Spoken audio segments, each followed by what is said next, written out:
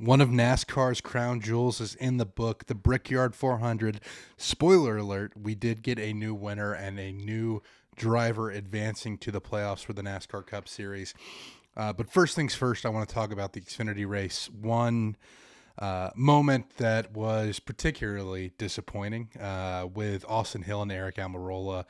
Eric Almirola kind of moves the 21 car of Austin Hill, uses air. I don't even know if they really touched. I think it may have been like an aero deal that he got Austin Hill up out of the groove. Austin Hill very loose. And Austin Hill decides to return Eric Almirola's favor by hitting him in the right rear and turning him head on into the outside wall. Really just an unacceptable action that I felt like we kind of had to touch on this week. You just can't right rear someone, certainly not at a track with the speeds of Indianapolis Motor Speedway. Glad that Eric Almirola was able to climb out. He was fine.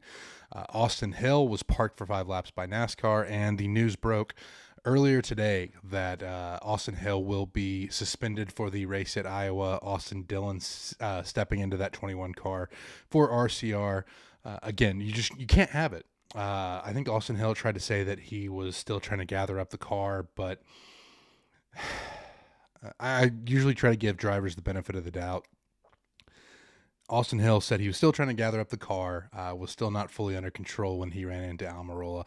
I just don't believe that. I think you look at the way this played out, it was pretty clear that what Austin Hill did was intentional. I think NASCAR's decision reflects that. They have the data there. I think the worst part about this is Austin Hill wrecks himself, right rearing out Eric Almirola. Like, if you're going to wreck somebody, don't wreck yourself too. And it's just, again, really disappointing from a guy that stood up in front of the drivers at Martinsville in what was a very messy race and said that he wanted to be a role model for the series. Someone who should approach the situation better. I think it's just a really disappointing moment for Austin Hill. Hopefully he doesn't have any similar moments for the rest of the season. Obviously he has time to sit at home and think about his actions while NASCAR's racing at Iowa. Moving on to the Cup Series, Ross Chastain in Stage 1 is the unfortunate recipient of a bit of an accident. Michael McDowell kind of ran over the back of him. I think Michael McDowell just misjudged it. I don't think this was an intentional accident in Stage 1 of the Brickyard 400.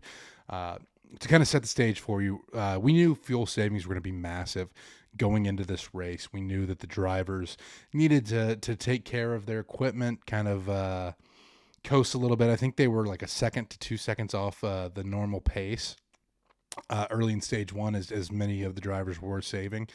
And I think that may have been a contributing factor to McDowell getting into the back of Chastain there. But either way, that ended Chastain's day early. Tough to see the one car out that early on in an incident that really wasn't of his own making. Maybe the block was a little late. I don't know. But Chase Briscoe ends up winning Stage 1 from the pole. Another strong qualifying effort for Chase Briscoe in a crown jewel.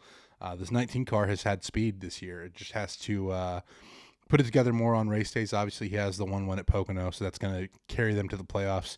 Really need to see him kind of take advantage of a full race, though. One of the things that was very clear early on in Stage 1, it was going to be tough to pass. That's kind of a unsurprising bit with this next-gen car on most tracks besides the intermediates, and even there, the aero blocking makes it difficult to pass, but it kind of set the stage for what we were expecting in this race. Difficult to pass, fuel savings were going to be the stories all day. Moving on to Stage 2, early on we have a huge stack up on a restart. Didn't end up bringing out a caution, which was kind of surprising to me, but several drivers had damage. I think Kyle Busch got some damage out of it, Austin Dillon. I think Ricky Stenhouse Jr. maybe got the worst of it, but again, no caution. Austin Cindric is leading the Penske cars on a little bit different strategy than everybody else, but Cindric loses a right rear while he was out front. And you have to wonder if maybe the setups these Penske cars had played a role in this, something that we'll touch on a little bit later on. We had another hard incident in Stage 2 with Eric Jones losing a wheel.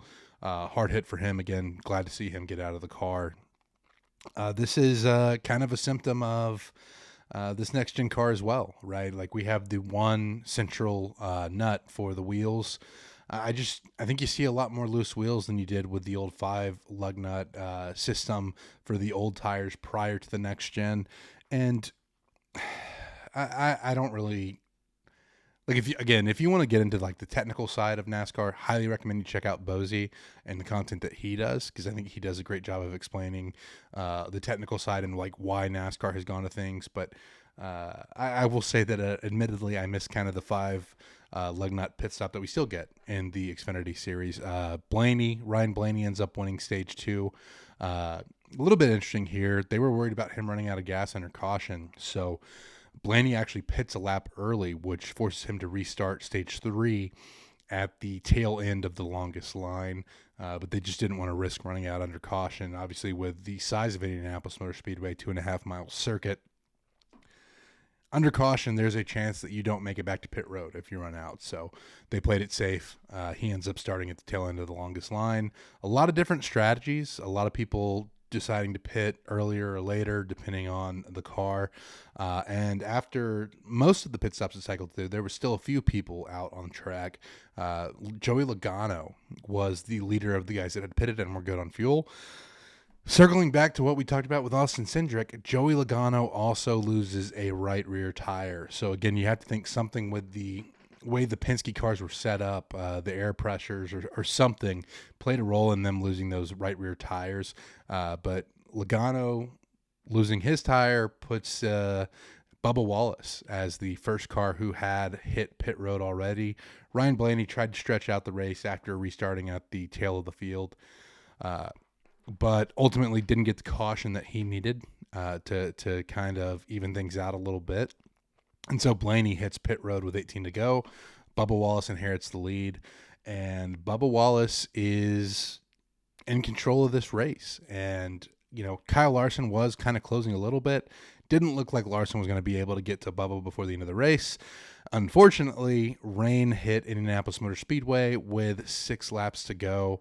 It eventually red flagged the race, and we didn't know if we were going to get back to green. I think there's a lot of people who saw how wet turn 1 and 2 were and thought that this was going to be the race. But NASCAR and the facility team did a great job of getting the track dried off to go back racing and close this out. And then we go to the green-white checkered, which I think Indianapolis Motor Speedway has a reputation as a place where restarts are notoriously chaotic. I think we saw like Martin Truex Jr. and Kyle Busch have an incident on a restart that led to a caution. When Casey Kane got his win, he was the recipient of a crazy restart. And we saw it earlier in the race with the big stack up that led to multiple cars exiting the race or at least having damage. And if you're a Bubba Wallace fan, you're probably holding on to your seat just because of how chaotic these restarts can be at Indianapolis Motor Speedway.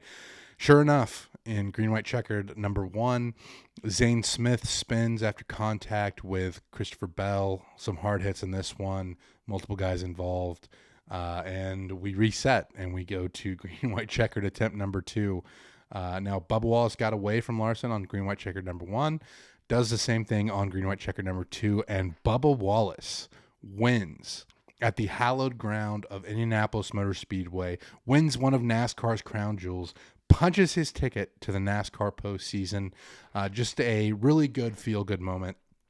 Listen, I try to be pretty neutral when I'm covering NASCAR, but I was excited for Bubba. I will readily admit, put my hand up, that I was excited to see Bubba get this win at a place that is synonymous with motorsports and one of the most prestigious venues in all of motorsports itself, right? Like you talk about the Indianapolis 500. The Brickyard isn't on that level, don't get me wrong, but this is still winning a NASCAR race at one of the most iconic circuits in all of motorsports. Perhaps the most iconic circuit in motorsports. And man, it was a lot of emotion for Bubba, celebrating with his kid on the front stretch, seeing all the drivers come around under the cool-down lap, give him bumps, taps, come see him while he's celebrating. I mean, Blaney, obviously, their friendship. Blaney was one of the guys that came to talk to Bubba SVG stopped by on the front stretch that I saw. I know there were more. I'm probably leaving some out. One of the wildest parts for me was the cool down lap when Alex Bowman, of all people, who has a history with Bubba Wallace, gave him a bump to congratulate him on the win. Just really cool to see this moment. Again, I try to be neutral, but I think Bubba Wallace winning this race was awesome for the sport. Obviously awesome for Bubba. Just a really cool moment to see. The in-season challenge also wrapped up this week. Ty Gibbs in the 54 team claim that title after finishing ahead of Ty Dillon in this race.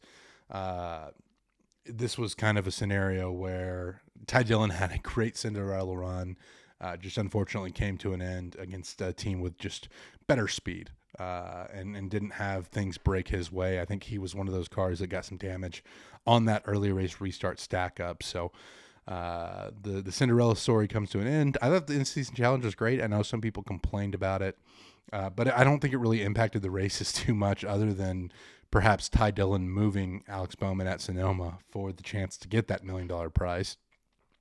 But I'd be okay with NASCAR doing this again. I worry about gimmicks in the sport of NASCAR, but I feel like the in-season challenge didn't really impact the way people raced too much. I think it made the guys maybe competitive against each other if they knew they had a matchup. I'm also thinking back to Bowman and Wallace at the Chicago street race. But ultimately, I don't think this has a huge negative impact on the sport, so I'm fine if NASCAR wants to keep doing it. As for what's next, Iowa is the next stop on the NASCAR schedule. They're bringing a new tire compound, which worryingly may be more durable. And I don't think that's necessarily what we want for short track racing in this next gen car, given how difficult it is to pass. But regardless, looking forward to see NASCAR take the circuit at Iowa. As always, you can tune into Apollo for your NASCAR coverage from the Bayou City. We'll have your weekend preview. We'll have some more content on the way. Also, keep an eye for the 2026 schedule release. We've already gotten NASCAR announcing that they'll be heading to San Diego to race on the naval base there. Excited to see how that turns out, but really looking forward to seeing what the full schedule looks like for 2026. In the meantime, can't wait to see how this season plays out. Will we get another surprise winner? And I wouldn't even necessarily call Bubba Wallace a surprise winner. I think that team had such good speed at Indianapolis Motor Speedway. Obviously qualified second just behind Briscoe, who was on pole. So let's see if they can build off that momentum. Either way, though, again, tune into Apollo for your NASCAR coverage from the Bayou City, and we'll catch you next time.